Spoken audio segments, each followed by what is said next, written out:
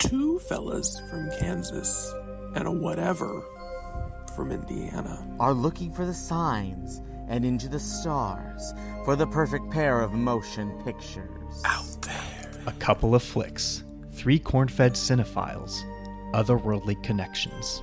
This is the Midwestern Crop Circle Double Feature. Yet another movie podcast.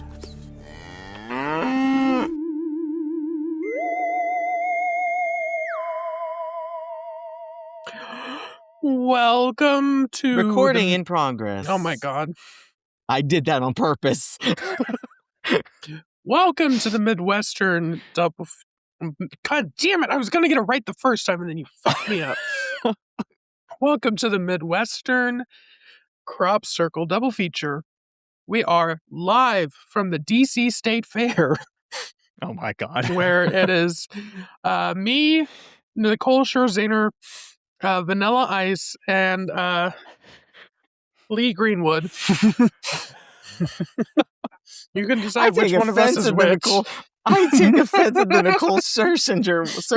I take offense at her. I'm offended by her these days too. I got to semi-briefly be in the same 20 feet as her last year. You know, when the Pussycat Dolls tour ended, do you think she was just like, maybe I could just do like a little Sunset Boulevard for our country? And maybe get one of them hats I wanted. Her performance, and I can't rave about it enough. Welcome, my name is Zay, and we are in the Wild West today. And with me are two of my country bumpkins. I'm Brett. Hello. Hello, Brett. You're looking very Brokeback Mountain today. Oh my god. I've been waiting all day to say that. That one's for Wendy Williams. Okay. Hi, I'm Christian. Today, I don't know. Do we have any topical news? I don't think so. What are we all drinking tonight? I always say that because we're always drinking something. I got a Diet Dr. Peppy. Whoa. Zero sugar, sweet tea. Okay, we're going to try something new out of my family's fridge. It is a Olipop Shirley Temple. Oh, I heard that one's good. So, hold on one second as I crack. You got Animal crackers in my soup. Monkeys and rabbits loop to loop. I don't know about this.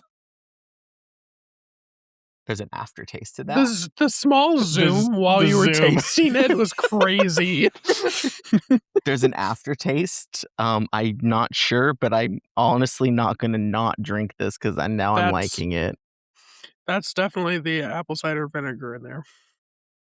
This isn't liquor, is it? No, I said apple cider vinegar. Oh. I'm sorry. I'm thinking of, what is it? The Angry Orchard for some reason. Got some hard cider in your Olipop. Oh my god. This episode's already gone chaotic. It's a Shirley Temple of all things. This episode's gone off the rail. Let's go to commercial. Well, I have a backup drink. I have my Coke Zero, so. Nice. Love that. Prepared. Yes. All right. Well, I think I picked a good episode for us finally. You sure? Yeah. Because now I have the distinction of our list of movies we've shown.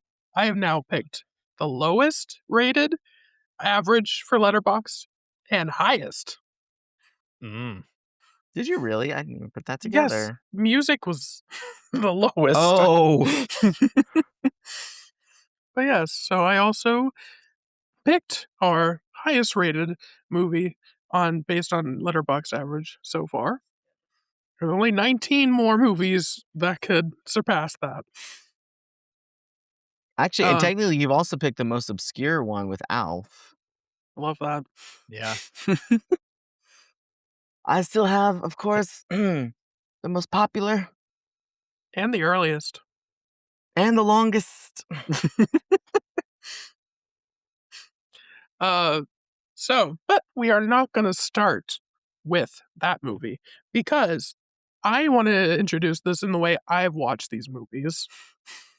So we're going to start with 1984, um, from Paul Bartel, famous for Eating Raoul, which is a pretty good movie. It's a Uh, very wacky movie. but this is after that and not quite as good. I'm sorry, this is 1985. My bad. Lust in the Dust, starring Tab Hunter, Gay. gay, Divine, gay, Happy Lainey, Pride Month! Lainey Kazan, Barbara Streisand's arch nemesis. and Cesar Romero. That's who that was? He's Father Garcia. Okay, because the voice sounded familiar, and I'm like, from the Golden Girls. Sure.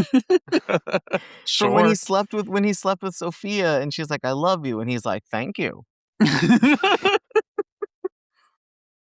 But yeah, so Lust in the Dust, parody of the Western, the old classic Westerns. I would say it's very in line with The Good, the Bad, and the Ugly, which we'll get into next.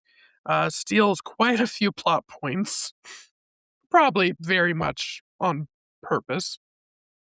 Though I do have to wonder, there's technically 4 characters, and I'm just like, who's the good, the bad, the ugly, and who's the second bad, or are they bad or ugly? I don't know. I guess there's, okay, spoiler, they're sisters, so maybe it's 2 uglies? I don't know. Yeah, no, whatever. That could be. Anyway. So basically, movie starts in on Rosie Velez, played by Divine, lost in the desert. Wait, pause. Yes. As we've now discovered, my family listens to this podcast, right? Mhm. Could you explain who Divine is? Oh, okay. In like a Um, brief synopsis of their life. Sure. I mean, we can talk about the cast first and then go into the Sure. because Tab Hunter's also important to this film. So Divine is a drag entertainer is the easiest descriptor, though Divine saw himself as an actor first and foremost rather than a drag entertainer, but dressed in drag for a majority of his character. Divine, who's just loud and disgusting. And Divine worked with the filmmaker John Waters, most famously for the cult classic Pink Flamingos, but also last film together, Hairspray, Not the playing musical. not the musical, playing the eternal Edna Turnblad. But in between there was this film Polyester that came out in 1981, which is a take on the Circean melodrama. And in that movie, he got their very first like outsider Hollywood actor to play in one of his movies, John Waters.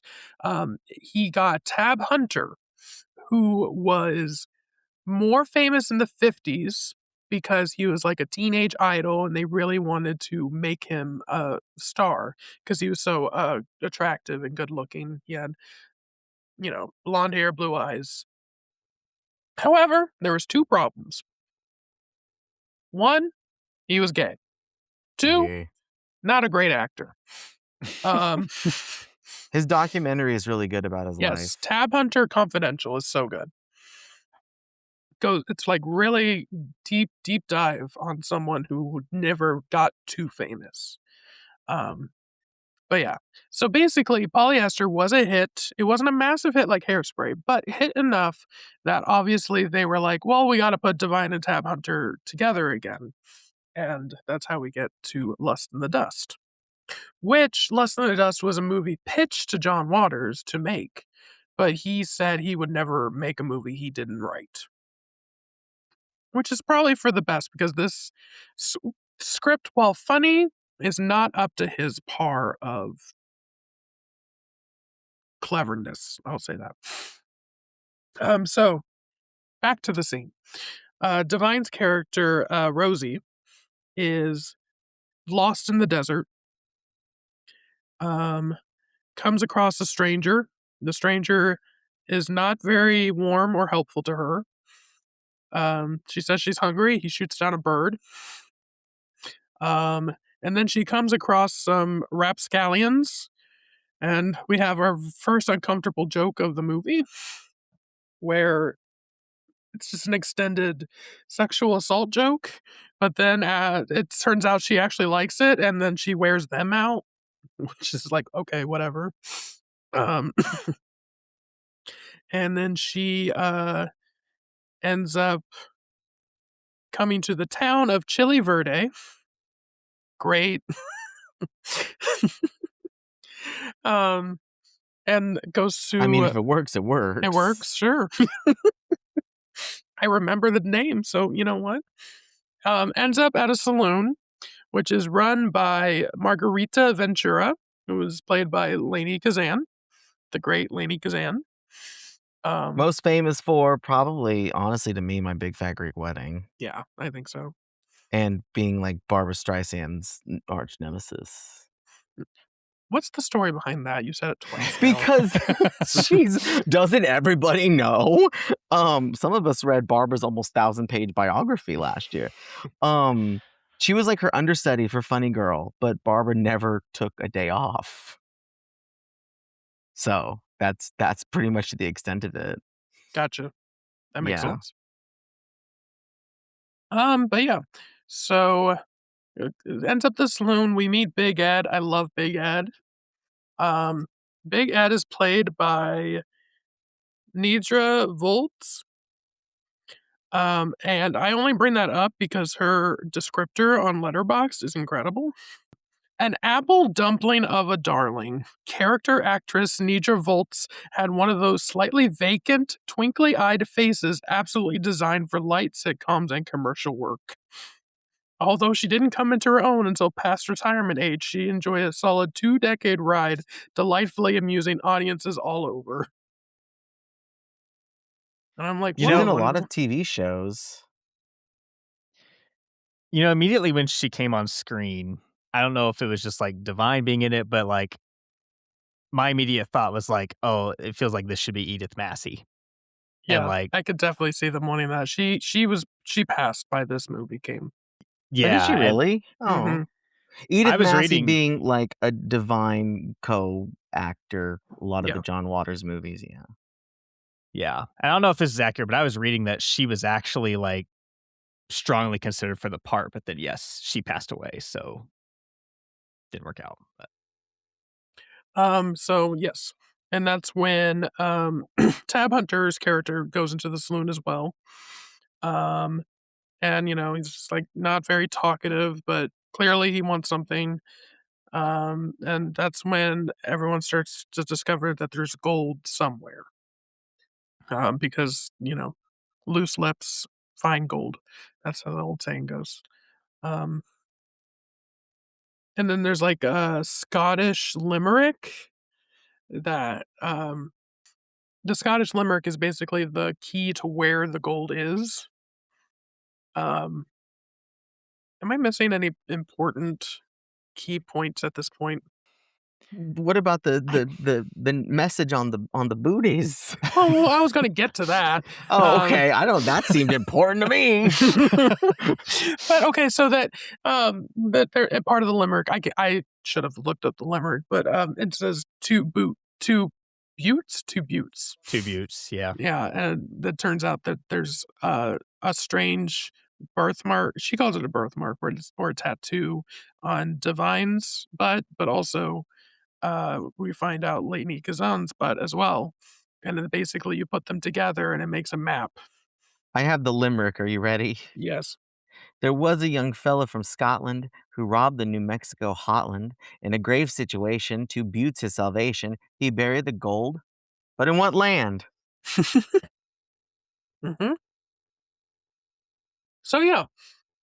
And then turns into we're all off to find the gold, and it's Tab Hunter's Abelwood, Divine's character, Lainey's character, And the fourth guy, who was part of the rapscallions that met Divine at the beginning of the film, it's the guy. So what he like sneezes at her perfume. That's like his biggest calling card, I guess. Is that Jeffrey Lewis, Yes. Hardcase Williams? Um, and yeah, so it just turns into them looking for the gold, turning on each other. We find out. Um, oh, and there's also a scene where they inserted a priest, where Tab Hunter's character is like, "It's been a while since the last time what the Catholics do. Admit their Confession. sin confessions, sorry. I don't know why I forgot the actual word for The fact that Brett could answer that faster than the actual Catholic in the room. And he's like going on all these things he's done, and it's like real, and that bit's funny. I like that bit. He was like, "You mean a Choctaw Indian?" He was like, "Nope, not they were Lockjaw Indians." It's like, okay. That scene had my favorite line of I thought one of the funniest lines of the movie. Mm. Where I think it's like just coming in and the father is like, "Many men like horses, my son," and or one of them says that, and the other is like, "But Doc Holliday really liked Oh horses." yeah, that was good. So yeah, and they go out to the gold, and that's when they see the father, and the father's just like, "Well, I put the tattoos on these two girls, and because he's not their father, right? Oh my god, why don't I remember that? No, No, he's no. like he just like He took care, happened happened to, happened to know. Like yeah, yeah, yeah. he'd been You're in right. Chile Verde for so long that Yep, like he yep, yep, had yep. this background knowledge. And then so that turns into a whole thing. It turns into a big duel. Uh, and that takes out Hardcase. The father gets taken out. The two women get taken out. And all that's left is Tab Hunter's Abelwood and Big Ed.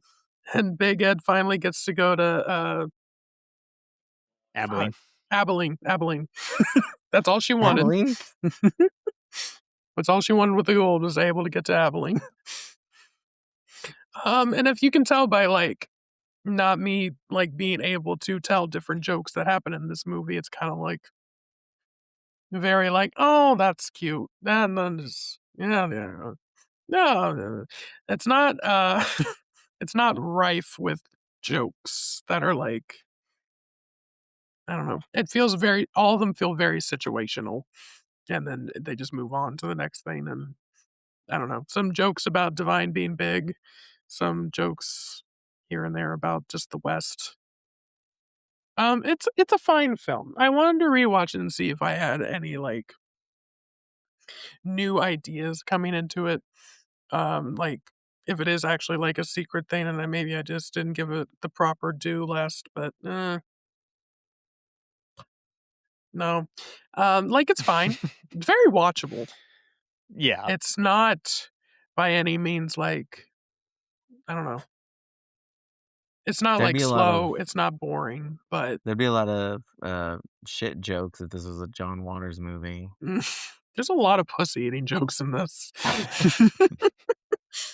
I would just like also to say, because with polyester, Mm. with the criterion of that, you get that smell with that sniff card or whatever. Still haven't used it. I But don't no, recommend I this. mean, Saving it for a good time. right.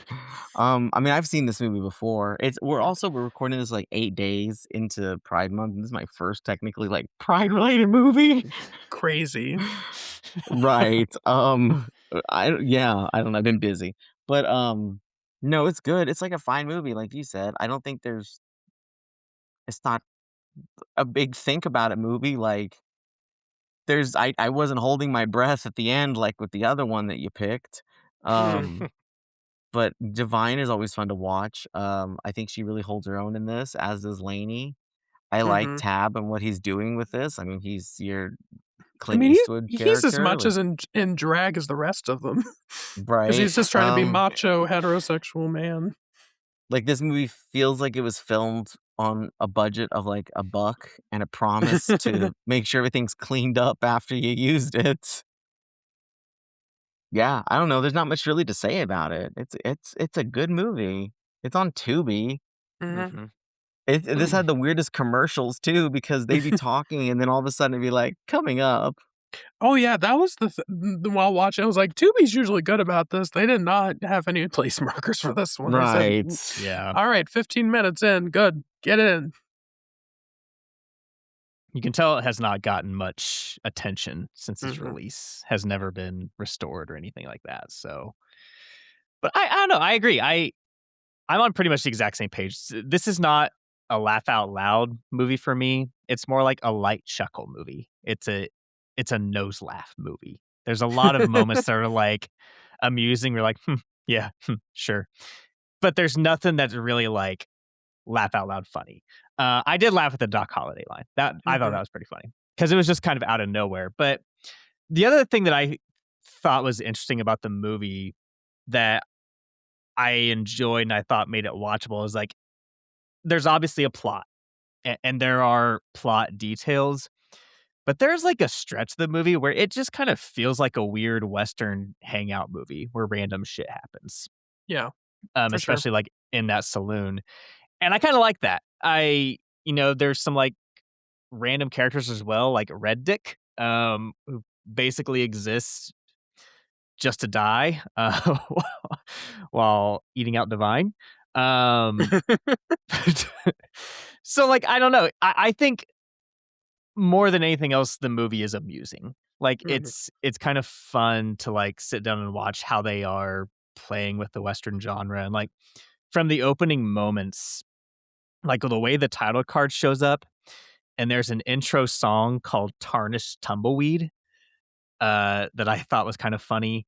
Where I'm like, oh, okay. So like immediately, like this is like playing, poking fun at the old westerns. But then as soon as Tab Hunter shows up, that's when like, oh, I see why they picked this to pair with the good, the bad, and the ugly. Like mhm. he looks, I mean, he's obviously playing off of Clint Eastwood in those movies, He's the man with and no name. the man with no name, and The silent obviously, type.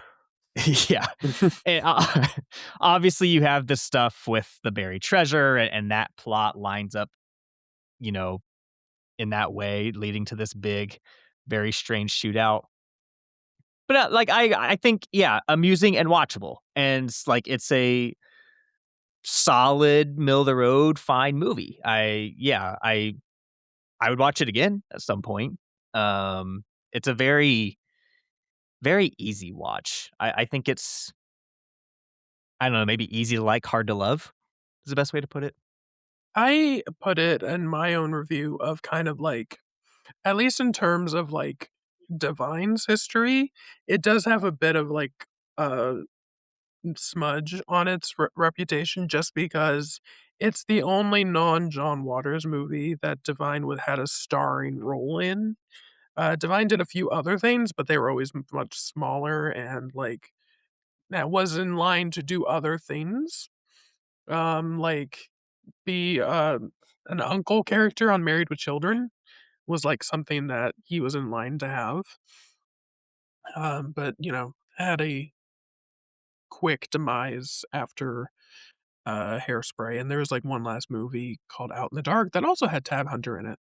Weird enough, but they both have small parts in that movie. Um, Didn't Tab Hunter only died in like 2018 yeah, quite recently. and was shacked up with Anthony Perkins too back in the day. Hmm. Um, I forgot there was one other line that actually made me laugh a bit. Was it was the scene that I also leaped over because whatever. It was there was like a lynching happening, and the priest is Oh, praying to God, and it's like, "God, why?" And then he's like, "Why am I never invited to the part of the lynch night?" yeah, that was pretty good. That was Um, funny. and yeah. The other bit of, the Divine released, like, a single in promotion of the movie, and it's a cover of the old pop song, "Walk Like a Man." Great song. I And wish it you're played. about to sing it to us or um, no. It's great, though. Disco-y techno kinda sound to it. Great.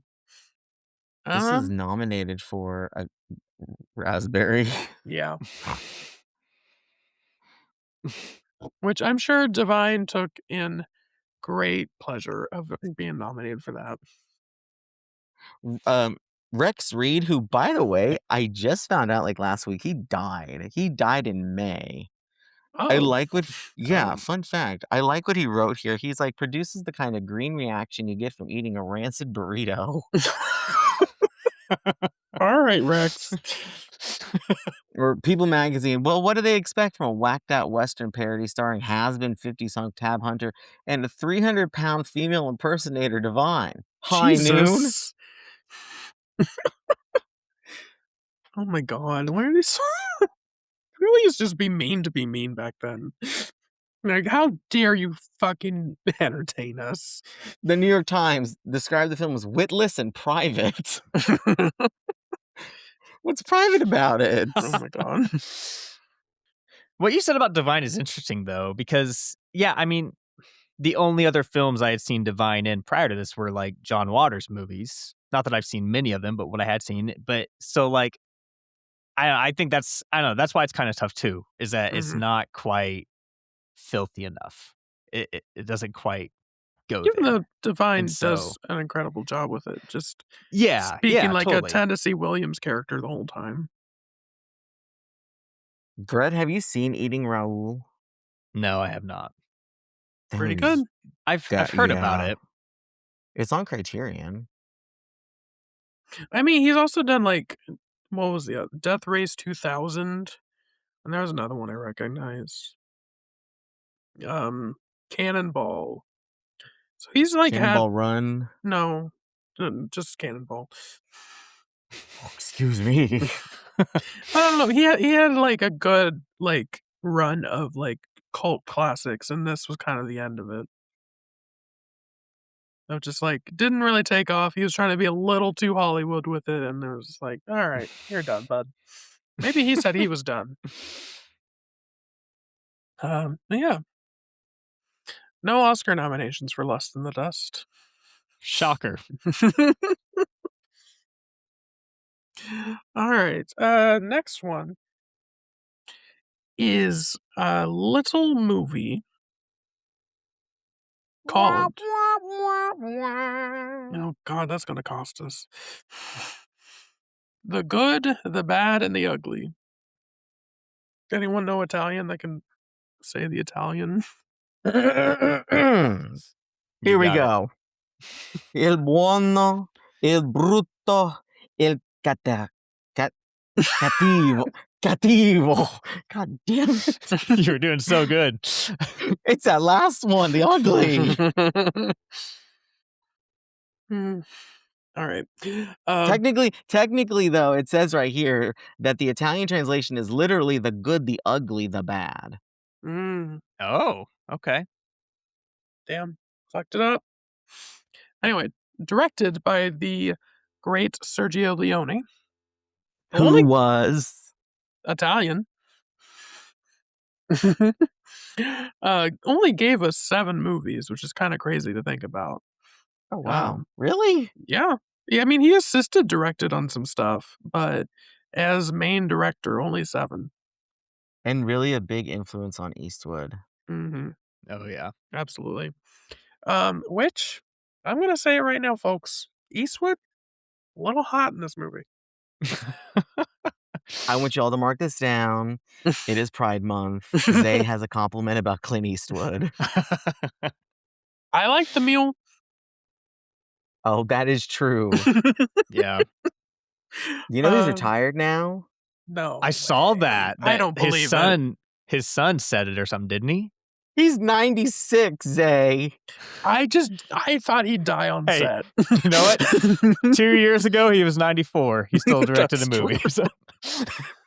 If his last movie ends up being Juror number 40 or whatever it's called, it was a career well spent. Zaslav needs to fucking kick his ass. Someone needs to kick his ass to make his last movie not get a theatrical release the way it was supposed to. Yeah. It was a good movie too. Yeah, it was pretty good. Yeah. Definitely better than the one before.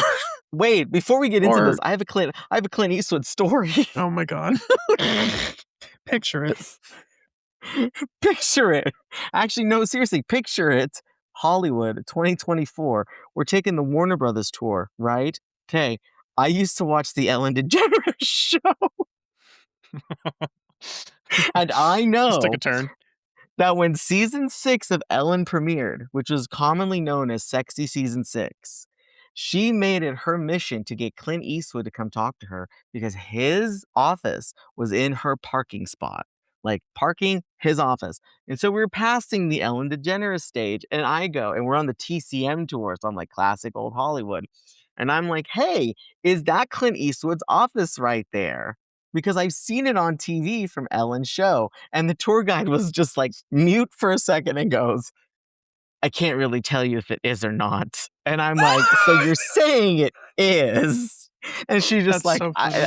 for privacy, I can't tell you. And I'm like, it is. It is. I'm like, I know where Clint Eastwood works, okay? That's how Christian got kicked off the tour. No, I got kicked off the tour because I was touching things I shouldn't have been. Me at the piano from Casablanca. You must remember this. Oh my god. Anyway, I'm putting myself on mute. Explain this movie. So, pretty long movie.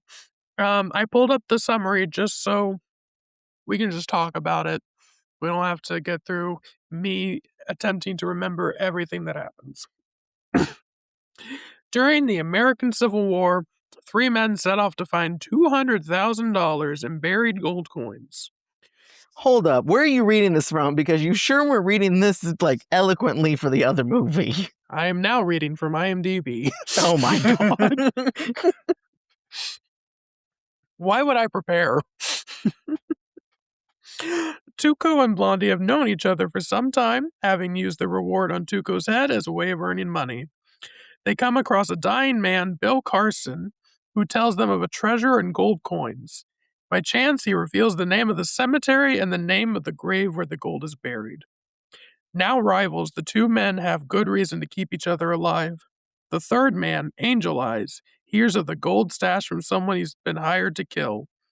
All he knows is to look for someone named Bill Carson. The 3 ultimately meet in a showdown that takes place amid a major battle between Confederate and Union forces. And I'm going to say this right now. Pretty good movie.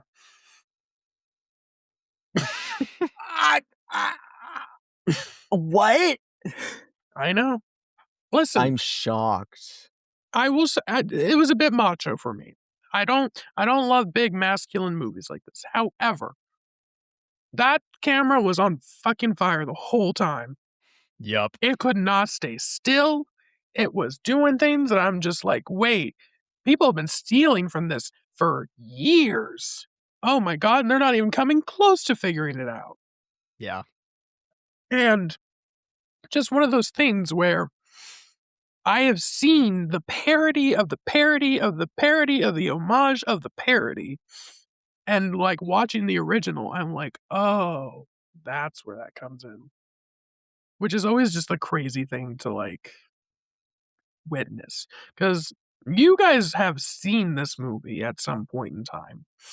I don't remember it, but yeah, I yeah. have. Yeah. But this is my first time watching it, brand new eyes, and I was just like, okay, got it. This really is just if this movie didn't exist, the history of movies would be much different.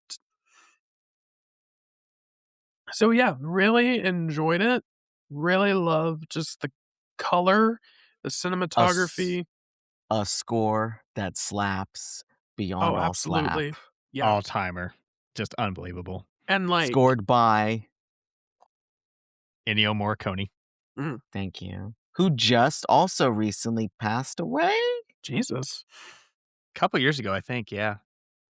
2020. Yeah, I mean, Oh, sure. wow. It's been longer than I thought. Wow. And he only won his first Oscar in like 2015 for The Hateful Eight. Oh, that feels a bit.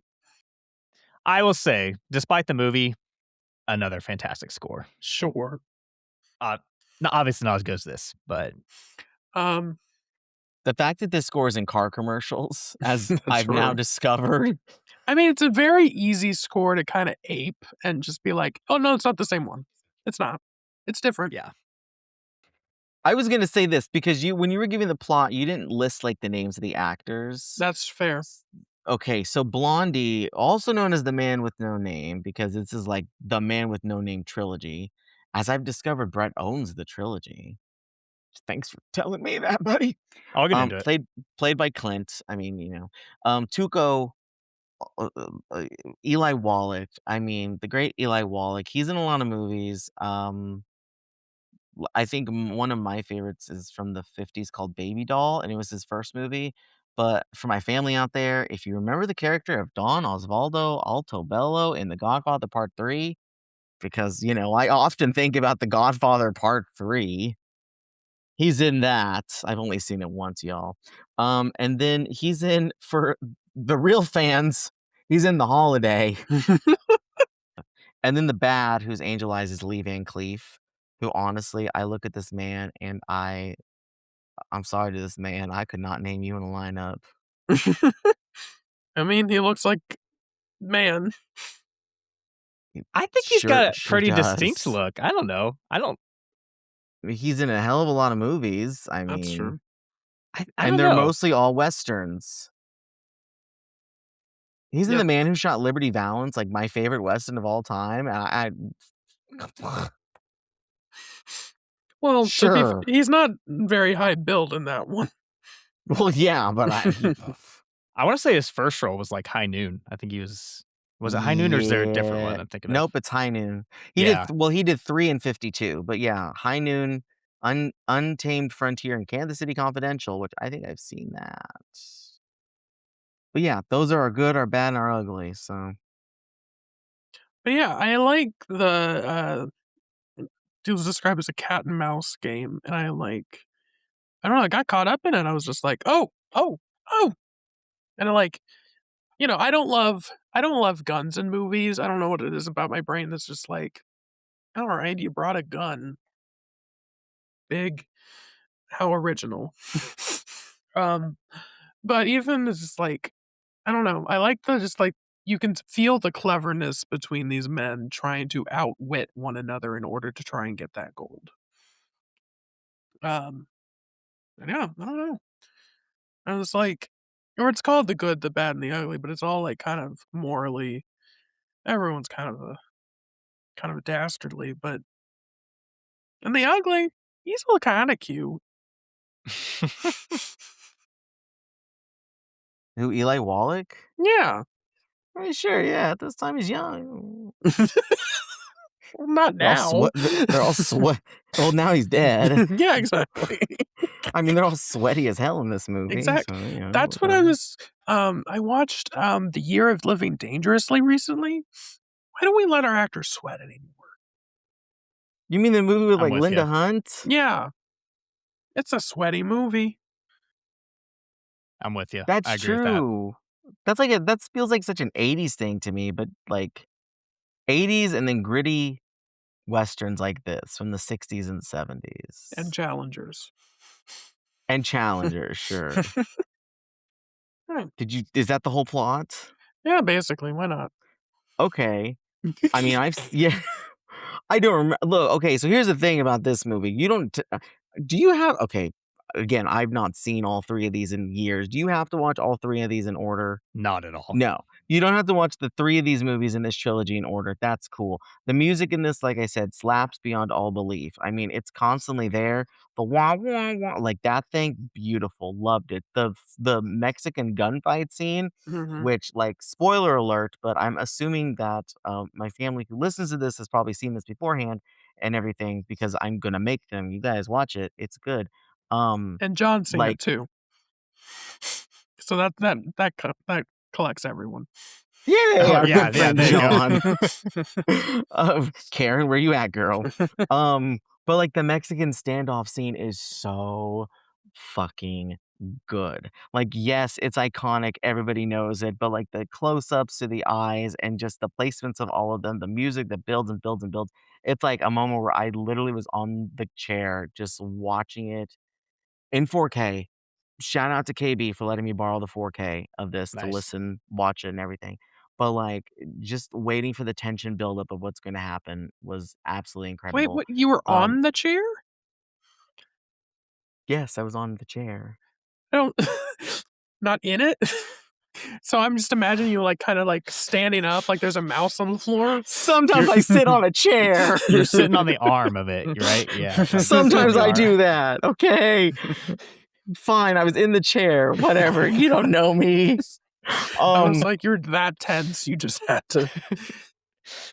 my blood sugar was rising. I was sweaty. I was like, what's gonna happen? But no, this is, I mean, it's a good movie. Like, I like the epic feeling of it, where it is literally a road movie where these three men are going for the same thing. And it's like, what's gonna happen next? And in between all of that, there's like the big fight scene where they're getting now caught up into a war, Mhm. essentially, and there's a bridge on the River Kwai situation. They gotta blow it up. Um, but no, yeah, it's good. I mean, Clint's really good in this, but I mean, personally, Eli Wallach he has dethroned whoever I had as my supporting actor for this year, Wow. and I'm comfortably Ooh. placing him. Yeah, sorry to R.I.P. George Siegel for Who's Afraid of Virginia Woolf. Oh, I was damn. thinking, I don't know. I think he's a lead. Look, okay, I can't go against Can't Richard go, can't Burton go. Yeah. and Fair Who's enough. Afraid of Virginia Woolf. That is a different performance. That's a performance that I wish I could do, and I couldn't do it. That's Um, fair. but no, Eli Wallach, my personal supporting here. And no, I could see he is a lead. I mean, he starts the movie, and he's the one I honestly think with the most performance in it. I mean, Clint's taken out for a little chunk of it. So, but yeah, no, this is a great film. I'm surprised you picked this. And it really occurred to me watching Lust in the Dust second of like why these connected so well. And it is that whole like traveling to find the gold or traveling Mhm. to find the treasure, what you want, and all that. But yeah, but I think that's what Lust in the Dust is also missing is like the Mexican standoff, Mm. Sure. which the Probably didn't have Mexican money for that. standoff, right, and the Audi 500 commercial music. Which for the life of us, like, Toby could not find the specific car, but once you listen to the music, you're gonna say, "I've heard that damn thing on TV somewhere." I think I know it from Modelo beer commercials. Mhm. Have you I had a think few that's of where I've heard it. those? I actually I don't know that I've ever had Modelo, but Okay, white boy. yeah, more of a He Corona drinks guy. he drinks orange beer, as I've discovered. Well, that was once. Once. Anyway, I have a lot more thoughts on this one than I do Lust of the Dust. Oh, wow, okay, wow, welcome to Pride Month. I Well, was I before you get to there, I did wanna say, about you brought up the trilogy thing. I think that was one of the things that really deterred me for the longest time because I thought it was, like, a legit trilogy. It Other yeah. just than happens to be called The Man with No Name trilogy. yeah, I didn't realize it was, like, more thematic than actual. But yeah. Also I'm just, sorry, also called the Dollars trilogy, but just the also the Western of it all, but I'm like, this is more style over substance, and it was like, "Whoa." Loved it. Alright, go ahead, Brett. Yeah, so I had seen this movie before. I was in high school. And so like I thought that I maybe wouldn't remember it a lot, but as I was watching, I remembered it pretty well. And I think that I just even as someone I was maybe like 16 and I just remember at the time this was like I want to say like number 2 on IMDb on their like top 2. Like it was really high there for a while. Right now it's number 10. So it's still top 10. But at the time, that's how I kinda learned about it and, like, wanted to check it out. 1 was that, and 2, like, my dad, of course, like most dads, loved Clint Eastwood. So, funny, our Radio Shack, we had one of those in Syracuse, Kansas somehow. When they went out of business, they sold all their DVDs for, like, $1, and so I went and bought The Good, the Bad, and the Ugly. But I think, like, even though I didn't know it as a 16-year-old, like, I had no, like, real knowledge of, like, film technique and aesthetics and stuff like that. I just knew I liked movies. The images really stuck with me. And I think that, like, Zay, you talked about how, like, you pick these partially because, like, you're not a huge fan of Westerns, but you liked this one. Knowing this one does have the really high rating on Letterboxd and IMDb, and I think it's just a super high floor movie. Like, even if you don't love it, even if it's not your thing, I don't know how you see and feel like some of the sequences in this movie and not be impressed on some level. Um, so yeah, I especially what you said, Christian, about the epic part of it all. I watched this movie and then I watched the other two, and there is literally no plot crossover. Like, the only thing is the Eastwood character. And even then, there are not really any narrative strings there. It's just like he's playing the same part. So the three movies are not connected at all, but like having the first movie Fistful of Dollars and then for a few dollars more than to this one, that's what set this one apart for me is the epic scale. Because really, and like Zay, I know this is you were describing the plot is really simple. Three guys are going after gold. It's like kind of your traditional Western plot, but the look of the movie, the details, the background of the Civil War is really, really fascinating to me. And it's one of those things in the movie that I have ideas about, but I still can't fully pin down. But I really find it interesting how these guys move through and the Civil War is like omnipresent throughout the movie, but they're going on with their thing just in the midst of it. Sometimes like it's not even there. Sometimes like it's just a barrier or like a thorn in their side as they try to get to their destination. But I mean, the characters too. Like you said, they're the good and the bad, the ugly, but they're all pretty much the same, you know? And by the end of the movie, they're still the same greedy fuckers they were at the start. And for a Western at this time, I think that was really unique and really bold. Um, yeah, Tuco is great. Eli Wallach, there is something to be said that he is not Mexican. And, you know, this is a pretty, pretty severe case. But also the performance, I agree, Christian, is amazing. Like, he's so, so good. And it's not because he's playing Mexican, it's because he just, I don't know, he brings something to it. And I think another thing that sets this movie apart is that there's a lot of humor in this movie. And That's that's one called thing that act. That's called acting, baby. That's called Eli Wallach, founding member of the Actors Studio. there you go. He knew what he was doing. The bath scene was one of my favorites. Oh, it's so good. So good. When you're gonna shoot, don't talk. Yeah. But there's a lot of humor like that in the movie, and I think it's better for that, and it doesn't feel forced somehow. And I don't know, it's just really interesting because the movie is like playing and toying with the genre, and in like a way, it's almost like a light parody of the genre at that point. But it's also still serious, and there's still a lot of stakes, and like you see the human toll of the violence that's happening around them, especially, you know, through the Civil War. But yeah, I mean, that score, we talk about that, the music. I got to get the name of the track that's in the car commercials because it's a great, what is it? The Ecstasy of Gold. Oh. The Ecstasy of Gold. And that song comes on while Tuco is like running through the graveyard trying to find Andrew Stanton's gravesite. And even with the history of like knowing it's in Modelo commercials and the car commercials, it was so impactful watching that moment because it just works differently when you're watching that scene. And it leads up to the big finale. And there's nothing more I could say about the finale that hasn't already been said. It's the first time I watched the movie, I truly like did not know what was going to happen in that moment.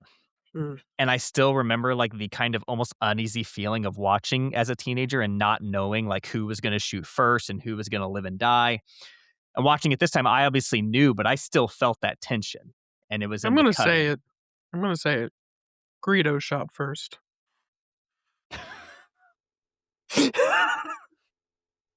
How did we get onto Star Wars? Not sure I agree. Not sure I agree on that one. Well, guess what? We'll find out next year when the 50th anniversary comes out. True. The original. Also, not me looking up the Ecstasy of Gold. Like, I There's so many. It's in a KFC commercial. That tracks. But yeah, I also just my last thought is Sergio Leone made these movies in 3 back-to-back years. 64, 65, 66. To me, that's just unbelievable. I mean, to look at the movie and what it looks like in the end of the year, and I was also reading that, like, in terms of, like, the Civil War battlegrounds and, like, the costuming and stuff, he was like, it was really important for him to have, like, specific historical details in there, so to do all that research and still put it together, I I don't know, madman. It's an unbelievable movie. Great pick. One of my favorite Westerns. It's unbelievable. So there's a. I'm so obsessed with this X. Oh my gosh. Christian just They got agree. murdered They by a agree with bunch me. of No, dogs.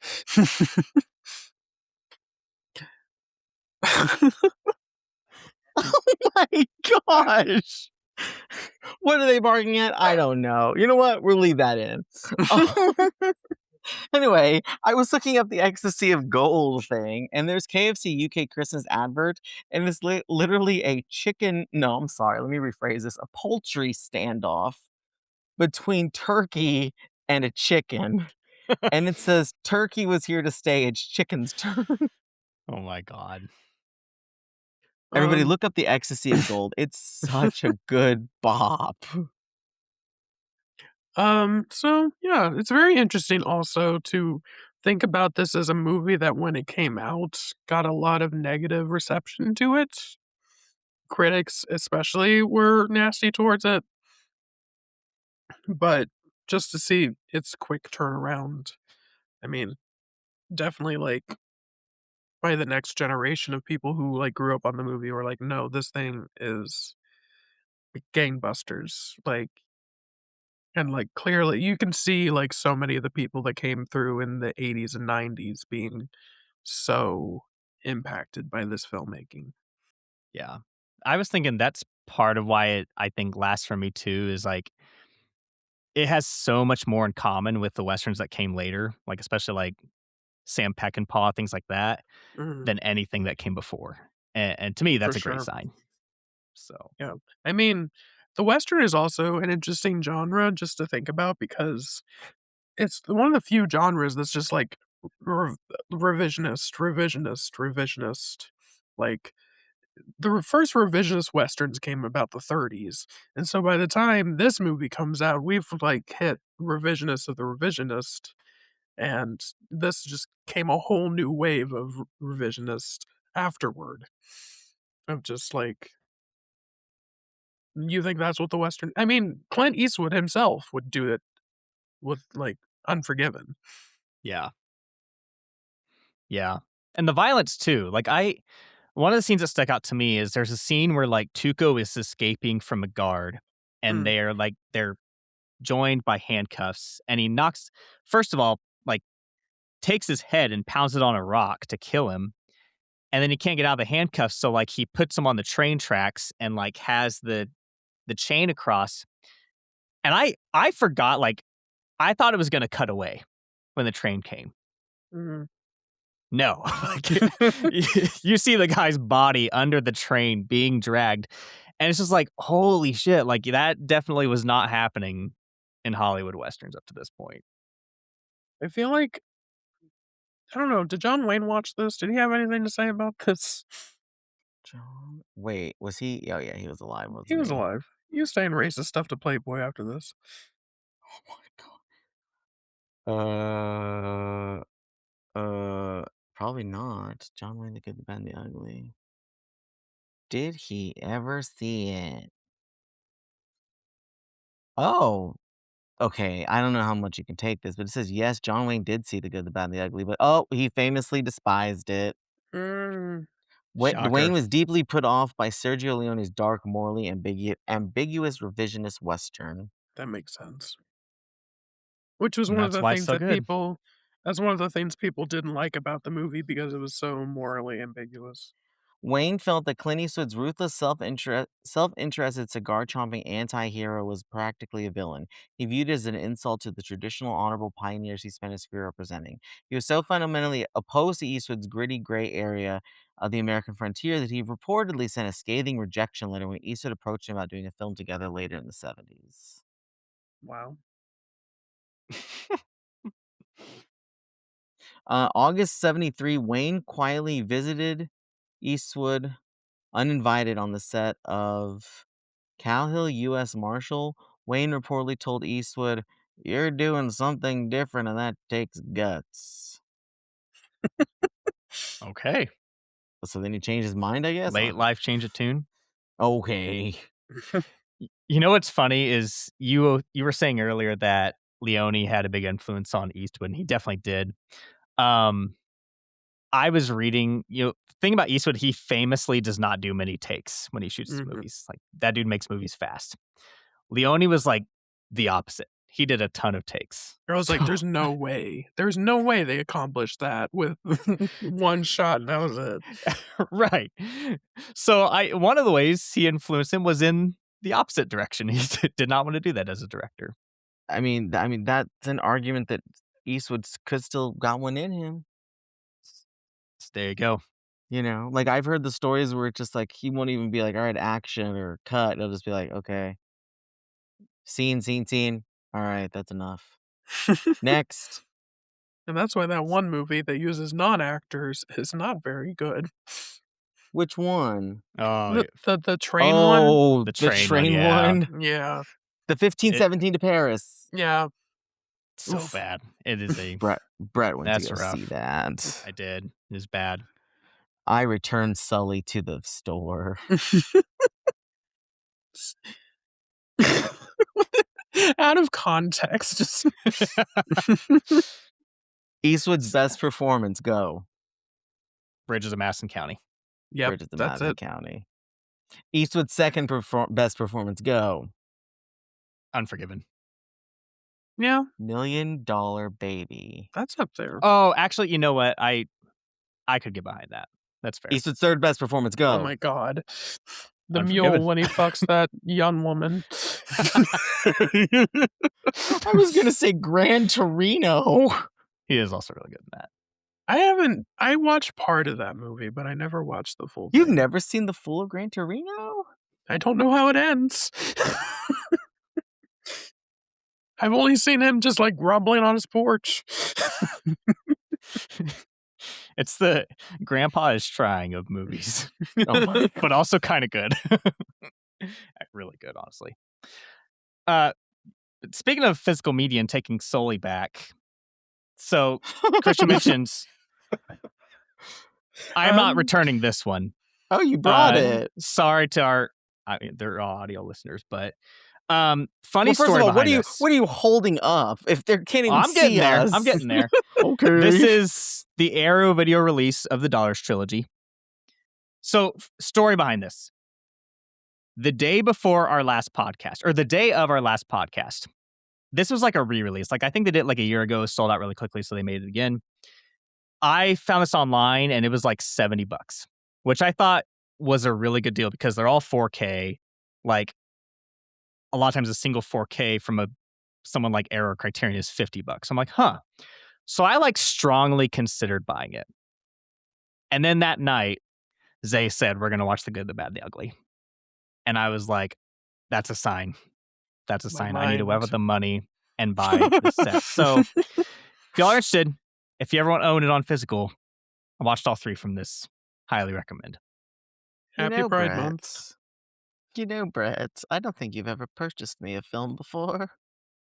Oh, that is a lie. In the 10 years I've known you. Brett's Oh, purchased wait. me a film.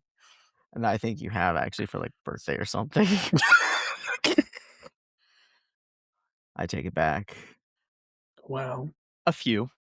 Can you name them? I know I got you The Irishman, the Criterion. Did you really? I'm pretty sure. You? Oh, you got me what's the 3 women is that with the Shelley Duvall? Did I get you that? I did. Yes, that's the one you got Yeah. me. I was like, you got me something obscure. I like that movie though. With thus Shelley Duvall. The It's also, I think it's just 3 women, not the 3 women. Whatever. To some of us, they are the 3 women. The 3 women. And they really were Well, 3 women. well, that's that. Hmm. Shall we go over the movies that also fit to the bill? Yes. Is that what it's called? I don't know. I don't know. This is the emphasis on the. The bill. Jeez. Okay. Well, we have. I'll read these because I'm already here. So Nice. we have the rest of the Dollars trilogy by Sergio Leone, which would be a fistful of dollars, and then for a few dollars more. The Good, the Bad, the Ugly, the Dollars. I mean, you could have just named it that. Yeah, I don't know. Good and the A Bad and the movie- Ugly is the best of the 3, in my opinion. But I think they're all really good. A movie directed by Terrence Hill called My Name is Nobody. Oh, he did not direct it. Excuse me, I looked it up earlier. He's the lead actor. It was Oh. yeah. So if this were a triple feature, Tonio Valeri. Okay, Yeah, cool. yeah. Italian, Mamma Mia. Terrence Hill is the lead actor. If this was a triple feature, this one would fit perfectly next to these because this is also a parody of like very specifically spaghetti westerns. It was made in 1973. Henry Fonda is actually in it. I think it's very funny. My dad introduced me to it. It's worth checking out. I'm gonna add one before I say the next one, but Gore Verbinski's 2011 Rango. Oh, Rango. Okay. Yes, the little lizard voiced by Johnny Depp. When you said Gore Verbinski, I forgot about that, and my brain went to the Lone Ranger, and I was like, "We Oh are my not." Well, we weren't going to until you mentioned it, dear. You're probably But the no. only one that's watched it, so. But okay, all right now. But no, Rango has literally a Clint Eastwood type character come to him in a vision, and it looks just like him. It's crazy. But no, it's a cute movie. Was it also a lizard? Most lizards No, look like it's Clint Eastwood. no, it's voiced by Timothy Oliphant. Oliphant. Oliphant. Sorry, every time I say that, I think of the Lord of the Rings because they're like, "Look, Mr. Frodo, it's the Oliphants." Anyway, the masterpiece that is Mel Brooks's, the movie that could not be made today, probably. It's too late. Blazing Saddles.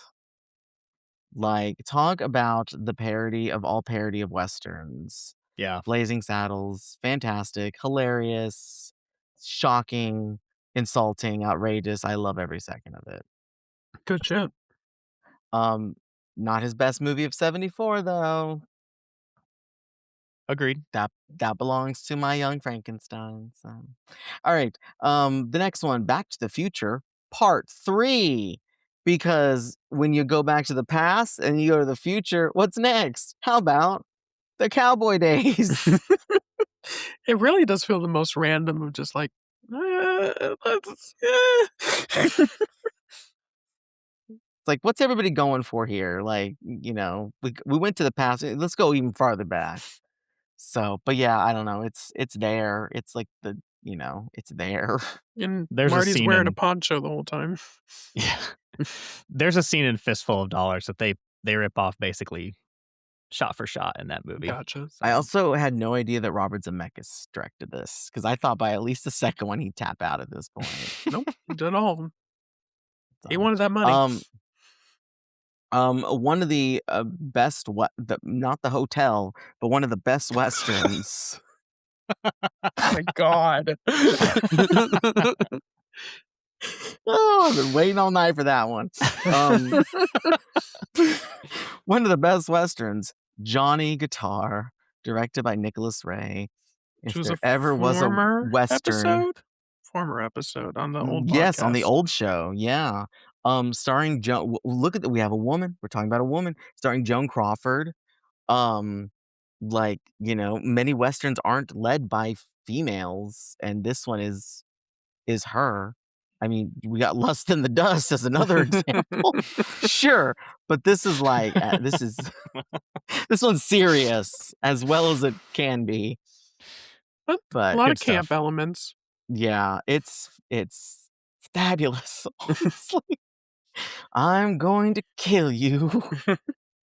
I know, but not before I kill you first. No, nobody, no claps. Okay. Oh my No. god. Thank you. The talent is waiting. All right. A next movie, which I'm assuming, because I don't know, I've never seen it, but David Butler's Calamity Jane. Doris Day. I mean, I thought about it in more terms of Lust in the Dust of just like someone in drag doing a Western. And it's Doris Mm. Day playing Calamity Jane. She's just like very unaware that she's not being feminine and girly. Pretty good. Never seen I haven't it. either. Seth MacFarlane's A Million Ways to Die in the West. I Like never saw it. You never after saw the it. success of Ted, he was like, "Why not another one?" And I don't think many people did see it. I This was have, one but yeah, where I felt like I remember before it came out, I felt like I saw the trailer like a million times in theaters. They a really million times, yes. But desperate for people to watch it. Yeah. flop.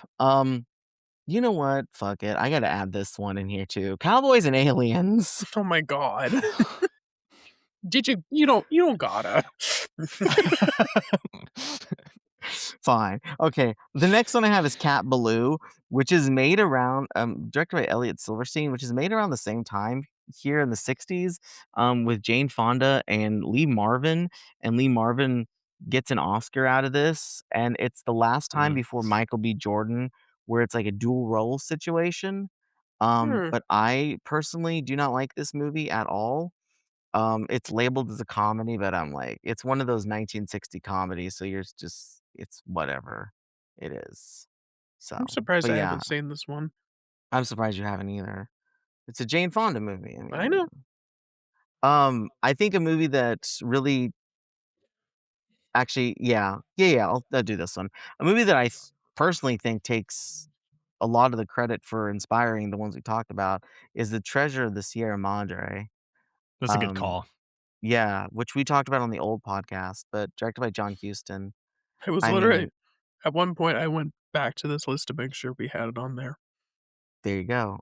Which I mean is like the ultimate looking for gold movies. There's gold and then there hills.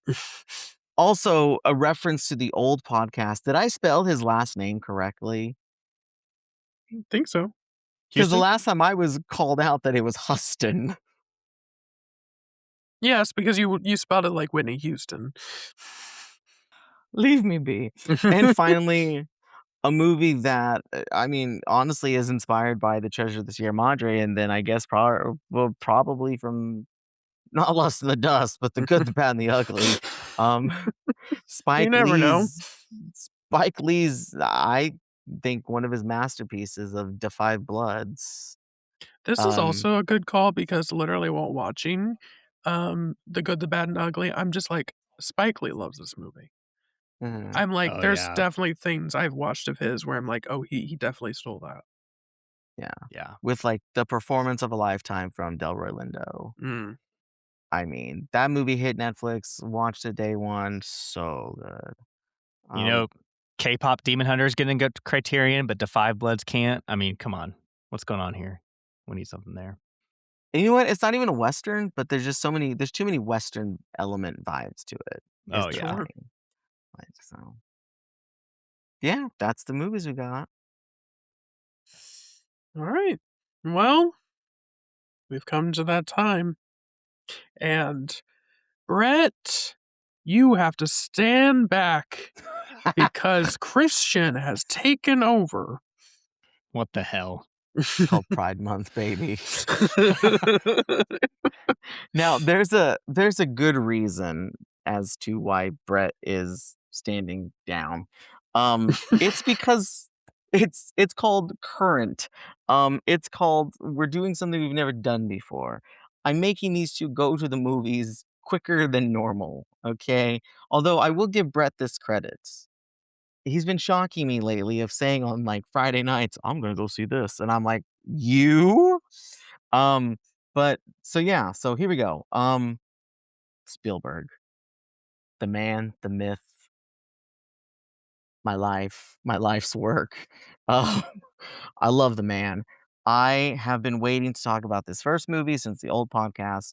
Never got around to it. Honestly, I'm glad we didn't because I didn't want to have to watch Gandhi. But it is. Look, He's Gandhi got. is not a. He looks like Go Gandhi. ahead. He looks like Gandhi. Who? Spielberg? No, the character you're about to.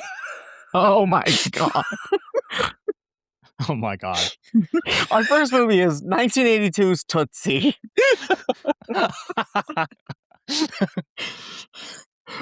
No. So our first film is 1982's Spielberg's, to me, masterpiece, E.T. the Extraterrestrial. We're finally getting to talk about it after all of these years. And I've already watched it. I got to actually watch it with my brother a few nights ago, and it was an experience, and we'll get to hear all about it. But yes, it's great. So yes. But to top it all off, like I said, we're going to stay current. And the reason why I want to do this is so that it's fresh in our minds after we all go see it.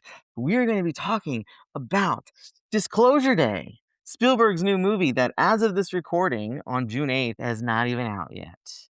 So we have no idea really what it's about. We kind of know the basis of it, but we don't know the full extent of what it's going to be about. So I thank Brett for willing to switch.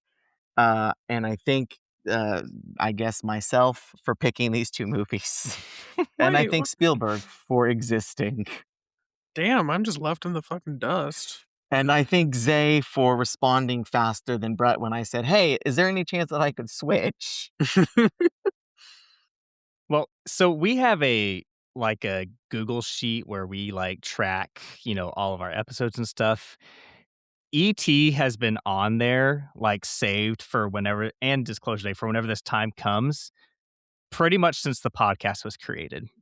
So I know you've been counting down for this one. And pretty much before it was even called Disclosure Day, it was just like Spielberg's upcoming 2026 release. Yeah. Yes. But, I will say this. Okay, so this is something cool. Wait a minute. Because I have the list, and as you do too, I believe, of the movies that we were talking about. But adding in E.T., we now have added two other actors to our list to join Michelle Williams and Eddie Barth.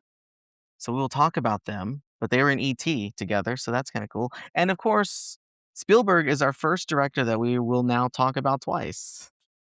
There you Wow. go. I didn't realize Michelle Williams was an ET. Indeed, she is. She's in the little. There's like a NASA scene where there's somebody in a NASA suit. That's her. She's so talented. That's called the range, baby. I'm excited. That's it. That's it. I didn't know Colin Firth is in Disclosure Day. He's not part of the press. He's in the trailers. I haven't seen the trailer. Oh, wow. Yeah, I've been trying to keep myself. That's fair. Going blind. Listen, I was ready for this day one when I found out he was going back to space. Yeah. Even War of the Colin Worlds. Firth? No, Spielberg. I even rewatched War of the Worlds recently, and it's a movie I like.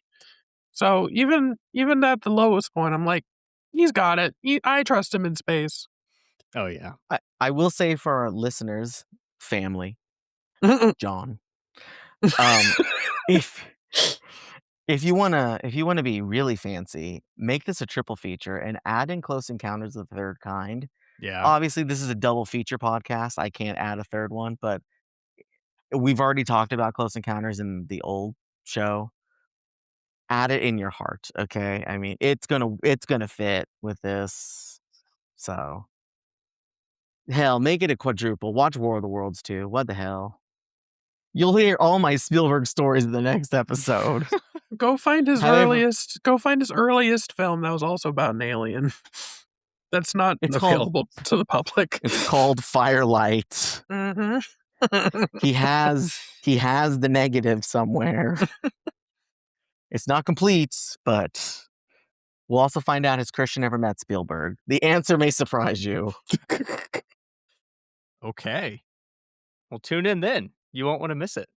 Like us, subscribe to us, ask us to be on camera. Buy Zay a better laptop.